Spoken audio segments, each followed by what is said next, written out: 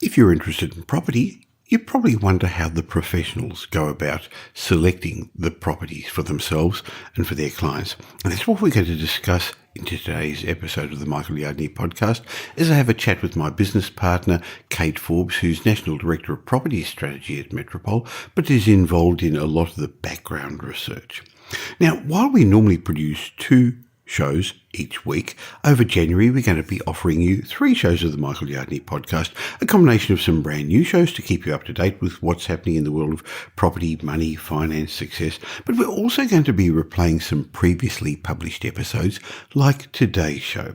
Now, if you're a new listener to my podcast, you're going to enjoy this because it's one of the old shows that you may not have had a chance to go back. Now, if you're a new listener, I'd really recommend you go back and listen to the past episodes, but there are so many that I've selected out some great ones for you for January. And if you're a regular listener, well, first of all, thank you. I really appreciate the many subscribers that we've got. I appreciate your support, and I'm pleased to be able to educate you and entertain you. But if you're a long-term regular subscriber, you're still going to get great benefit from these shows we were playing over the month of January. So today I'm going to have a chat with Kate Forbes, National Director of Property Strategy at Metropole, about how she and her team go about researching properties to make sure we find properties that outperform the averages. Now, this was recorded in 2018 when the property climate was very different, actually. So there may be a few references that are not as relevant today about the state of the property market. But I've just listened to this episode, and if you're interested in property, I'm sure you're going to benefit. So let's get on with the show to talk about how property professionals research the market.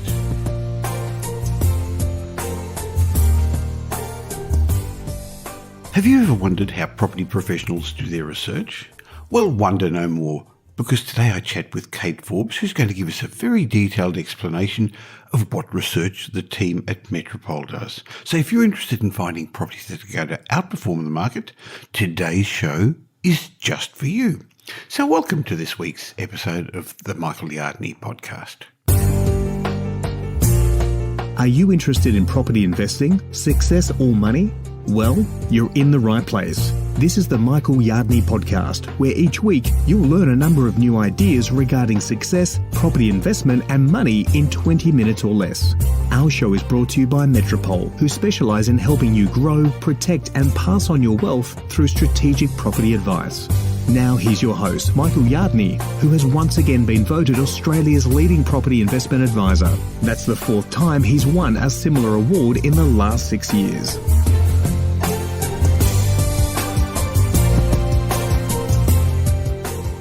How do you research property markets like the professionals do? Well, that was a question left on our website by Narelle. And I can understand that it's sometimes difficult for people to know where to start and what data is important and what's not. I can see how with so much jargon and information, researching property markets can leave you umming and ahhing.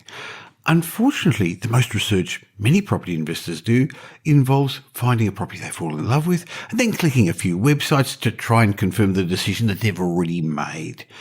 On the other hand, sophisticated investors take a strategic approach to research to make their investment results consistent and reproducible. The aim of this, of course, is to stop emotions creeping in. Well, today we're going to try and demystify this, so by the end of the show, you're going to have a better understanding of the research process undertaken by Kate Forbes, National Director of Property Strategy at Metropole, and her research team. Now, Kate's got over 20 years of investment experience in financial markets in 2 continents. She's qualified in many disciplines, including real estate, and she's also a CFA. Kate works really closely with me and oversees the national team of property strategists, Metropole, and the research team.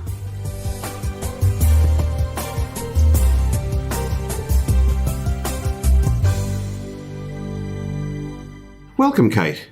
Thanks very much, Michael. Well, you've heard Narelle's question. So how does a property professional research the properties they buy to find ones that outperform the market?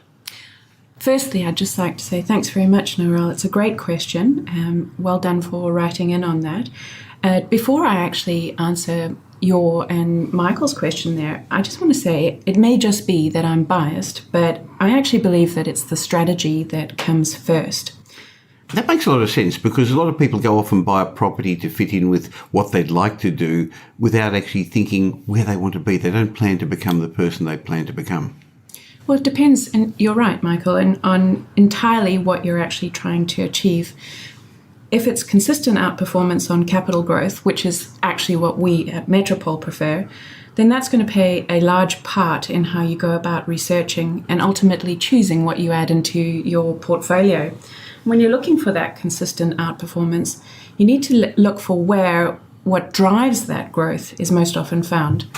So we've done many podcasts, and I believe my listeners, Kate, understand the concept that I believe residential real estate is a high growth, relatively low yield investment, and to outperform the averages, to get the financial independence that most investors never get, your job, first of all, is to build an asset base. And the only way you can do that is through capital growth. So how do you choose a property that's going to outperform when there's so many properties around Australia and so many for sale at any one time?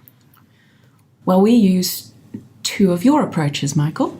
The first being the top-down approach, because it's really important to start with the macro and then drill right down from there into the micro details of each property. So long before you choose the type of property, you need to narrow down the locations that are going to work.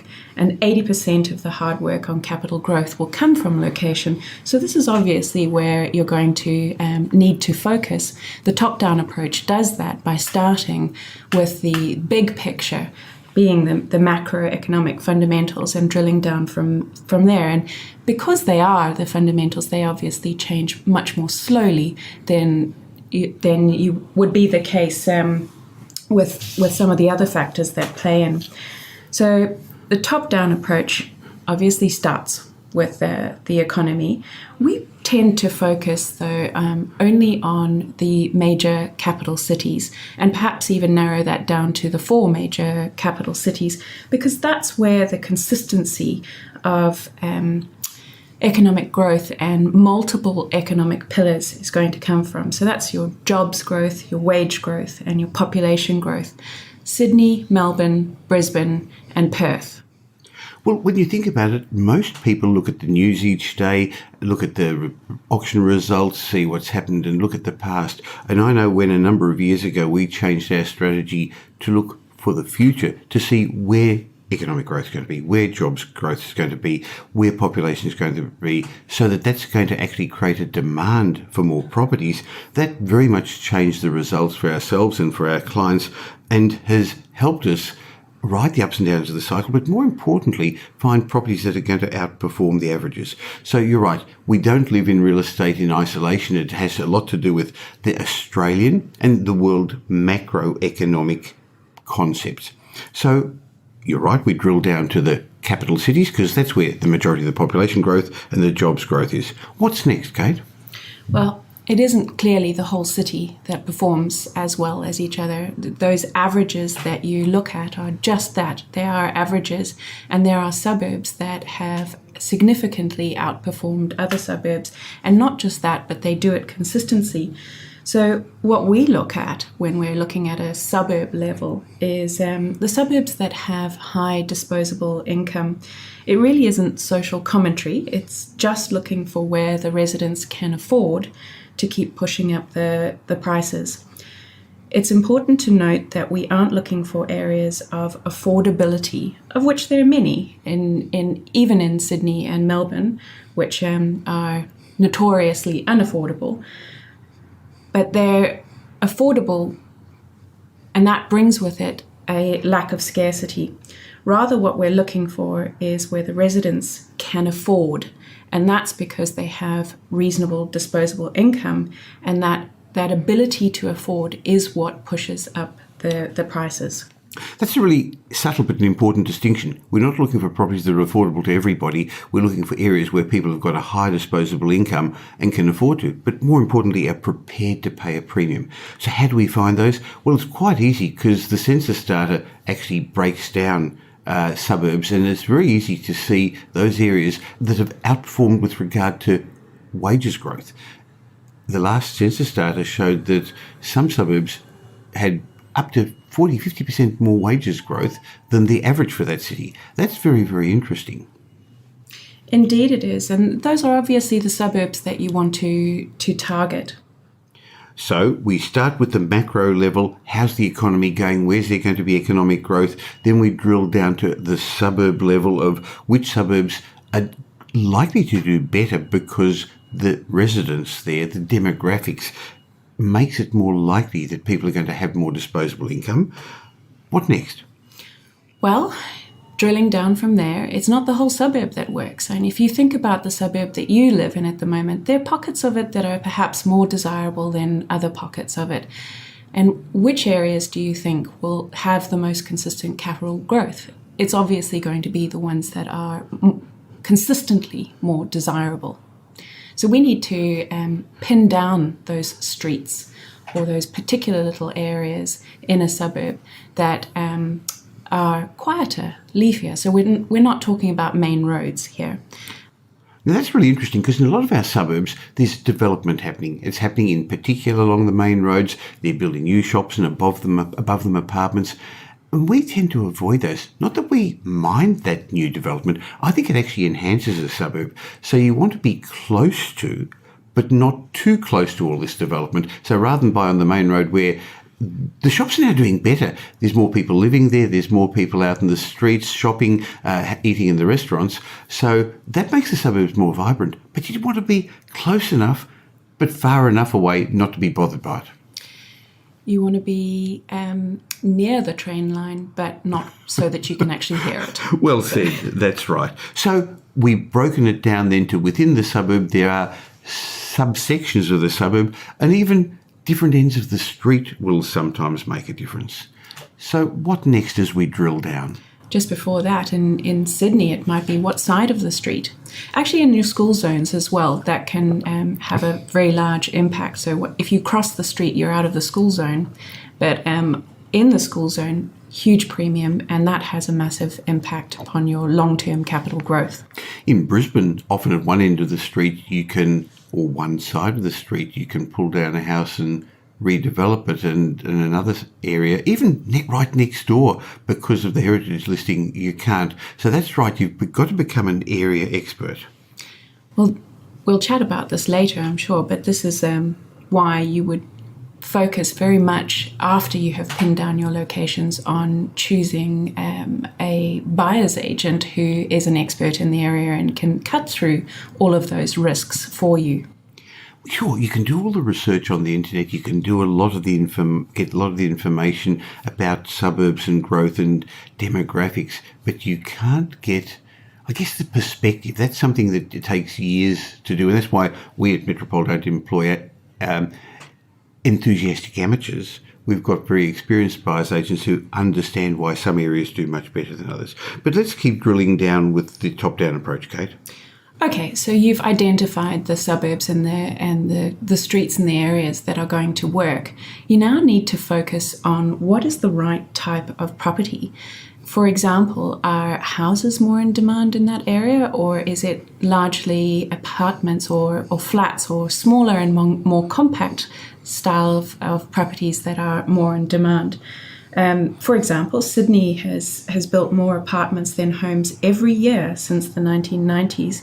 And people are used to living in apartments there. Melbourne less so, but we're coming along. We came along to the party in 2010, where since then we now build more apartments than homes.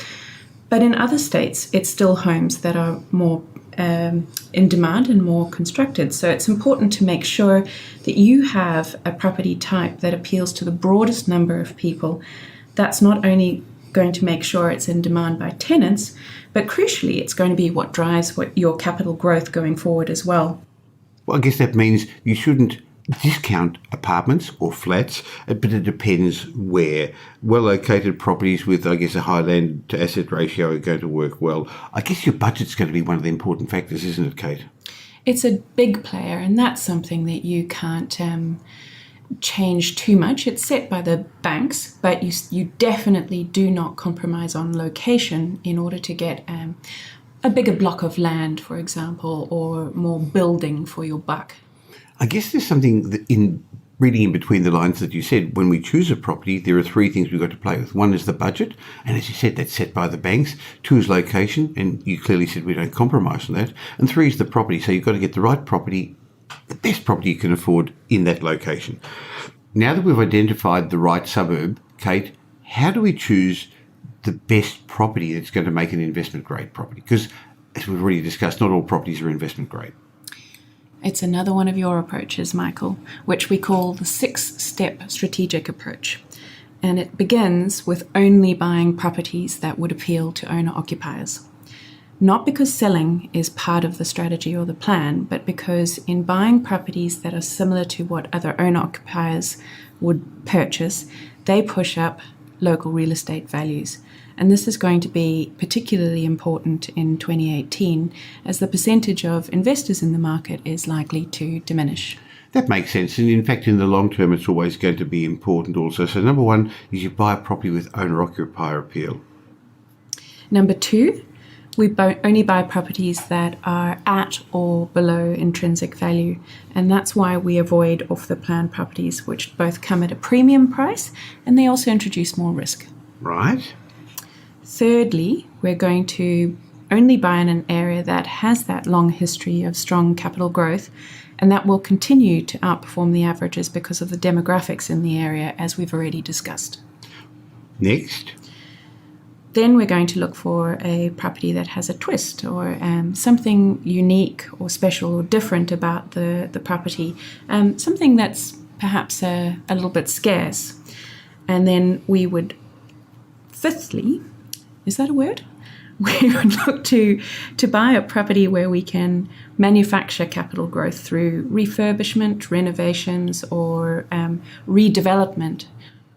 I guess it's even more important at this stage of the cycle where the market isn't going to do as much of the heavy lifting. So if you buy a property to which you can add value through renovations or refurbishments, as you said, that'll allow you to manufacture some capital growth. And even if you can't do it straight away, if your budget doesn't allow it, buying that sort of property means that that potential will never be taken away and you can add to it later. It's also something that is particularly important since the changes to the budget last year, that unless you have added that value yourself, you can't claim the depreciation on it. That's a really good point. So if somebody's done all the hard work for you, in the old days, that was pretty good because you could get the benefit from depreciation, but you don't now. Now, another thing that many investors don't realise is if you do it straight away, that's not necessarily a tax deduction, it's a capital cost. You can depreciate it, but the renovations aren't seen as a tax deduction. Absolutely, but your ability to renovate never goes away. Sure. It's like a free option. It's a good way of saying it. Then the sixth part of the 6-step strategic approach is that we're looking for something that has a high land to asset value ratio. For example, you wouldn't want to buy a $500,000 house where the land was only valued at $150,000, for example. We all know that it's the land that appreciates, so you want a high proportion of the price that you've paid to be attributed to the land rather than to the building. I guess that's one of the reasons we don't like buying in outer areas or regional areas where the land is abundant, but because it's abundant, it's also not as scarce, I guess, and therefore not as expensive. So even in an apartment building, the older flats that we like to buy in, there's an attributable land value, a tenth, an eighth, a twelfth of the, you own under the block of apartments. Of course, in those new big high-rise buildings, you own 1/200th, and that's why we avoid those. So first of all, we do the top-down approach and find the right area, and then we choose the right area using the 6-stranded strategic approach. But Kate, you've left out price. It's right at the bottom of the list for a reason. It's far more important to buy a good asset at the right price than a bad asset at a good price. I guess you make your money when you buy a property by buying well, not by buying cheaply, and that's where some investors get it wrong. Cheap in a property that's not popular today is not going to be popular in 5 years' time either. A couple of years ago when the market was booming, every property went up. There was the fear of missing out and everything sold. But now people with A-grade properties A-grade homes, investment-grade properties are selling well, but secondary properties are not. And that's a lesson one has to learn. You've really got to select investment-grade assets. Kate, I guess the question our listeners may be wondering is, where do we get all the data for that research? So maybe I could explain that while some of the data is available for free on the internet, you can go to real estate common domain, you can dig down and you can see days on market, you can see how many properties are for sale, you can see what's going on. That's now freely available. What creates the edge is to be able to, first of all, interpret it, because when there's so much data, it's hard to interpret, but you need another layer of data. So we buy, and it costs a significant amount of money, but it's important for us, research data from CoreLogic, from the Australian Bureau of Statistics. We get a lot of data. We buy data from Australian property monitors, from Riskwise. There are many data sources that our research team look at and then put together. But I guess the big difference is being able to interpret it, and that's not easy because a lot of us have confirmation bias. Searching is not the same as researching. So people search for a property and they find something to suit their needs, or they think they suit their needs, or suit their predetermined ideas, and that's not necessarily the case. The other thing is people say, well, I don't need that. I know my local area. That's why I'll buy there. But understanding the neighbourhood is not the same as understanding the market. Yeah, you may understand where the shops are, where the school zones are, but that's very, very different to understanding the depth of the market. And it's this time of the cycle, Kate, where the market is no longer performing as strongly, and in many areas prices are falling a bit. It's really interesting to go back 15, 20 years to see how individual suburbs have performed during the ups and downs. Some are more stable, some are more volatile. So one of the areas we look at is how have suburbs performed during 2010, 11, 12 when interest rates went up, 2008, 9 during the global financial crisis, 2002, 3 when the market was flat again for a while, and even way back to the 1990s. That gives some insights into how they're more likely to perform as the market changes. So when choosing a suburb, is there any other data that you look at, Kate? Sure, there's actually a bit of free data that you can get off the realestate.com or domain to look at market depth in particular. Now that's a term, I know you've come from a CFA background, that's often used in the stock market where some shares are traded in huge volume so you can always sell, and there's others that are very lightly traded and sometimes you're stuck. In property it's really much the same. What you want to see is multiple buyers out there. So that if the bidder, to go back to the stock market, disappears, are there a number standing behind it in the queue looking to purchase? Right. So in suburb research you look at market depth. What else do you look for? Days on market. How long are those properties sitting on the market before somebody snaps them up? Vendor discounting is another thing we look at as well. In other words, what vendors' expectations are and how much they have to drop it to make a sale. And we also look for auction clearance rates. In those areas, particularly Melbourne, Sydney, and to a lesser extent Brisbane, where auctions are important, because it gives you a good barometer of market sentiment. You don't want to see a lot of properties being passed in.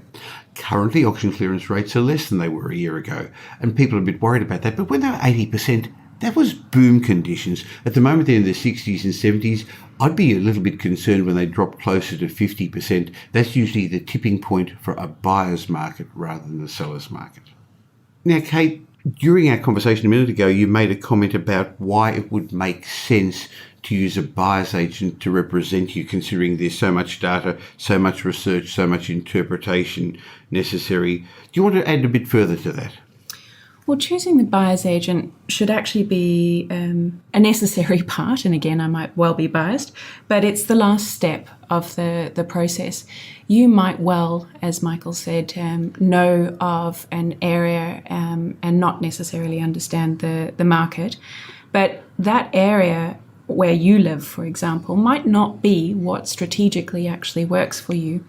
So you then need that micro level expertise from somebody, and we'd suggest that should be a buyer's agent who spent their entire career in real estate in those suburbs. So we don't believe in fly-in, fly-out buyer's agents. You have to have somebody who's on the ground, and as I said, spent their entire careers there, because what you don't want is to have an unnecessary bias towards an area that doesn't suit your strategy. So before you have a buyer's agent, you actually need a strategist. What's the difference? Well, before you get to a buyer's agent, the strategist needs to pinpoint and formulate your strategy from a holistic perspective. The buyer's agent is an order taker. Now, someone will get offended by that, Kate. Not at all. They should have and they do have an incredible level of expertise at that micro level to be able to select the properties within that strategy that are going to perform.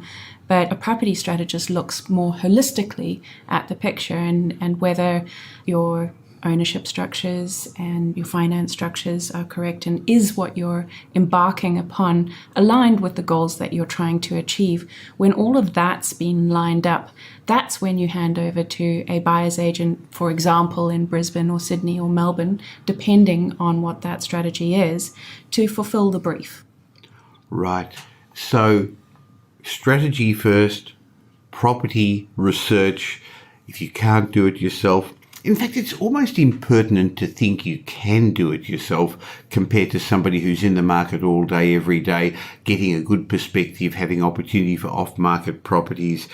And while I think some people may see it as a cost, I know many of our clients initially felt, boy, that's expensive, but when they've actually found the right sort of property that fits their lifestyle, that gives them the choices in life, that fits their risk profile, that outperforms averages, they've seen the cost of a buyer's agent as an investment rather than an expense.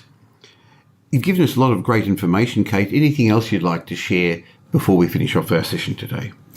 Yeah, I think it's important to have a look at the number of new properties that are coming out every year, and the properties changing hands every year.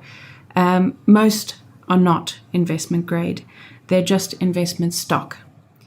Putting into perspective, there's about 500,000 properties a year that are transacted. 70% to owner-occupiers and about 30% to investors. But as you said, I agree with you, most are not investment grade. Investment stock is very, very different. They're built for investors. And as you said a bit earlier in our session today, investment grade are really more the owner-occupier style. And what that sort of property is, whether it's an apartment, a house, a villa unit, a townhouse, will really depend upon local demographics. So there isn't one style of investment property. No, many a apartment that is well located and well selected have outperformed houses that are in poor locations or are poorly selected. So it really is important not to fixate on a particular property type, but to work through the top-down and the six-stranded strategic approach and actually answer all of those questions. It may well be an apartment that is your outperformer. Thank you for that great insight, Kate. And if people want to have a chat with you or your team, just go to metropole.com.au and they'll have a chance to find out a bit more about what you do and how to contact you. Thank you. Thank you for having me. Well, that's almost it for another show.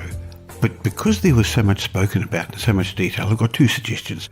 First of all, go to the show notes at michaelyardneypodcast.com, and I've got some links to some articles about property research so that you can learn more about this. And why not listen to this again, maybe at 1.5 times speed? You'll still get the great information, but you'll get through it quicker. I'd also like to read out a review I received today. And remember, anyone who sends me a review and I read it out on the show is going to get a copy of a book. This time it was from Peter Rolls, 82. So Peter, send me an email at michael@metropole.com.au and I will give you a book of your choice. I'll put it in the mail to you. Peter says, tells it how it is. Very informative. He left a 5-star review saying, I learn something every time I tune in. It's all about the mindset. And you're right, Peter, that's one of the major differentiators between successful investors and the average Australian. Having said that, we didn't discuss any mindset today because there just wasn't time. So I look forward to showing you some new ideas about money, success and property when we catch up this time next week. And let's see if I've got a mindset moment for you then. Thanks for listening to this week's episode of the Michael Yardney podcast, which was brought to you by Metropole, who help their clients grow, protect and pass on their wealth through strategic property advice. If you got value from listening to this podcast, please leave us a review and we'll read it out on a future show. Just go to michaelyardneypodcast.com/review and it will take you over to iTunes where you can enter a review and let us know what you think. We'd really appreciate it. If you don't already subscribe on iTunes or on your Android phone, you'll find us there as Michael Yardney Podcast. If you'd like to gain instant access to the show notes or a transcript of the show, head across to michaelyardneypodcast.com. Watch out for our show next week. You'll learn some new ideas about property investment, success and money in around 20 minutes.